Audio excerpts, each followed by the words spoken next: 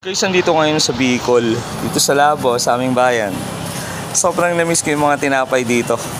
Kasi masarap talaga yung mga tinapay sa bake shop dito. Bibili tayo ngayon, try nating bumili. Kasi gusto ko lang matikman kahit ano yung mga tinapay dyan, titikman natin.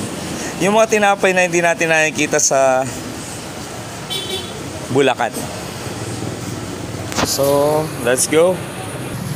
Bibili ako tigigisang piraso pero sama-sama mo na lang nalalagyan ng etong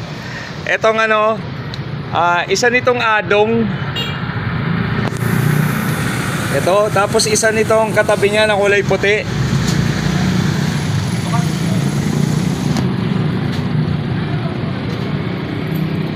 Tapos ito, yung katol.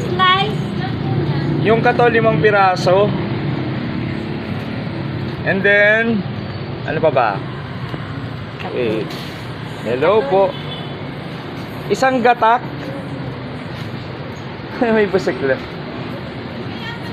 Tapos, ayun, may bumibili pa. Yan si ate. Sige, pwede mo siyang unahin. Ako na naman at yung tricycle ay nagkikita. Shout out. Ayun o. Dito tayo sa Cuevas Bake Shop. Tama no? Cuevas Bake Shop. Regan? Megan? Ay sorry, Megan. Sorry. Megan pala. Ayun na, sa Megan ako bumili sa Megan. Yun, Megan. Dito tayo sa Megan Bake Shop. Saka isang pandikoko.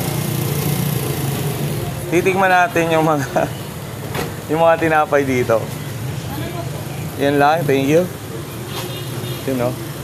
Kaway-kaway naman kayo dyan. Ayun. Ano pangalan mo? Mary Jane po. Mary Jane. Ano pangalan ni Totoy? Jeremy. Jeremy, tingin ka naman dyan. Idol. Oh, thank you.